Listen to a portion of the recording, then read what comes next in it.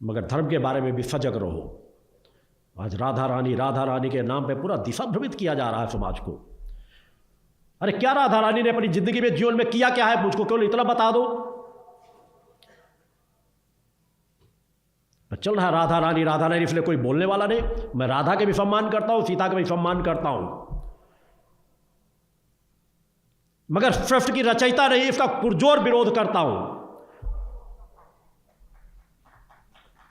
सब कथावाचक लगे हैं नाचने में, बसे आराम में, राधा रानी।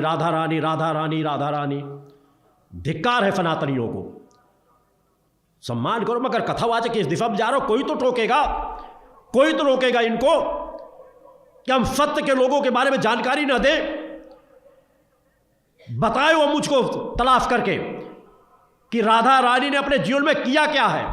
जो सत्य किया भी है उसे बताते भी नहीं, बस राम कृष्ण के साथ प्रेम प्रसंग की बातें। उसके बाद क्या किया? सीता ने तो चलो जाकर के रावण का वध करवा दिया।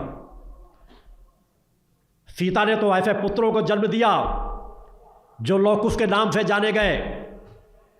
सीता ने तो बहुत कुछ किया। राधा रानी ने क्या किया? मैं पूछना चाहता हूं सभी कथावाचकों से, देश के बड़े बड़े कथावाचकों से पूछना चाहता हूं कि बताएं आकर के, और किसने राधा रानी को सिद्ध करके देखा है? आए मीडिया के सामने, आए वाक शक्ति का परिचय दे, आए परीक्षण कराए। अगर कोई ये कहता हो कि हमने राधा रानी को देखा है, कौन झूठ बोल रहा है कौन सच बोल रहा है पता चल जाएगा। और मैं हर मन से कहता हूं कि हाँ, मैंने माता भगवती को एक बार नहीं अनेकों बार देखा है, और जब चाहूं देख सकता हूं। भगवान की जय। सब अंधी दौड़ में दौड़ रहे हैं, सब अंधी दौड़ में भाग रहे हैं। इसलिए कोई टोकेगा तो हजारों लाखों लोग उसका विरोध करना शुरू कर देंगे। मैंने कहा मैं फिर माता भगवती की परवाह करता हूं कि मेरा जो रिश्ता उनसे जुड़ा है वहां पर कहीं कोई किसकी कड़ी में जंग तो नहीं लग रहा। मैं भटके हुए समाज की परवाह नहीं करता कि वो मुझे गालियां देते हैं, क्या कहते हैं, कौन क्या कहता क्या नहीं। मैं मान अपमान से परे जीवन जीता हूँ, न मान से खुश होता हूँ न अपमान से परेशान होता हूँ। मैं अपने लक्ष्य पे आया हूँ, लक्ष्य में अपने आप को समाहित कर चुका हूँ। मैं इतना उसमें डूबा रहता हूँ हर पल कि मुझे बाहर की किसी चीज़ की चिंता नहीं रहती। मगर समाज के हित के लिए जो कहना हो हर मन से कहता हूँ। अब तक आवाज़ नहीं उठा रहा था, मगर समाज में मैंने जब देखो, जिसको अनेकों लोग बीच बीच में आके बोलते हैं, मिलते आकर कि वो ये ऐसा कह रहे हैं, वो तो बहुत बड़े उधर है, बस राधा रानी ही श्रेष्ठ है। अरे ठीक है, कोई भक्त कंकड़ पत्थर को पूछो, मैं उसके लिए कभी मना नहीं करता। जो राधा रानी की पूजा करते उसके लिए मना नहीं करता। मगर आता माता भक्ति आदि शक्ति जगत जननी जगदम्बा को नीचा करके दिखाओगे तो तुम्हारी मैं जड़ें हिला दूंगा, इस बात का ध्यान रखना। बोलो गुरुदेव भगवान की जय। कोई भी हो, कितनी बड़ी संस्था क्यों ना हो, माता भक्ति आदि शक्ति जगत जगदम्बा, जिन्हें देवादि देव पुत्र समान उनके सामने में हाथ जोड़कर खड़े रहते हैं।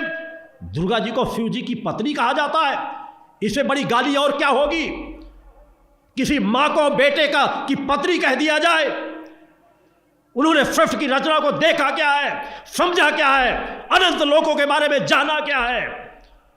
जाना था हमारे ऋषियों मुनियों ने, सिद्ध महापुरुषों ने, जिन्होंने माता भक्ति को आदि शक्ति जगत जननी जगदम्बा कहा। काल्पनिक पुस्तकों में देकर दृश्यों को भटकाव की बातें बताई जा रही हैं।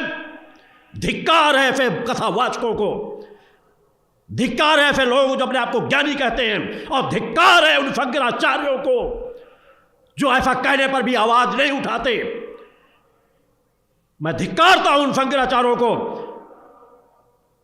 क्या आचार्य समाज जैसी संस्था खुलेआम मूर्ति पूजा का विरोध करती है, बच्चों को सिखाती है कि मूर्ति पूजा गलत है, और उसके बाद शंकराचार्य आवाज नहीं उठाते? आवाज उठानी पड़ेगी। कोई नहीं उठाएगा तो सत्य के मंच से आवाज जरूर उठेगी, क्योंकि समाज को जगाना मेरा कर्तव्य है।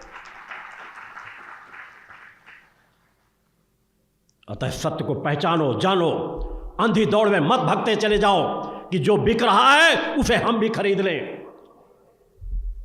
जो दिख रहा है वही सत्य है। सत्य दिखता कम है, कलिकाल का वातावरण है, असत्य आज छाया हुआ है। किस तरह की चीजें वायरल हो रही, उसी के पीछे मत भग जाओ।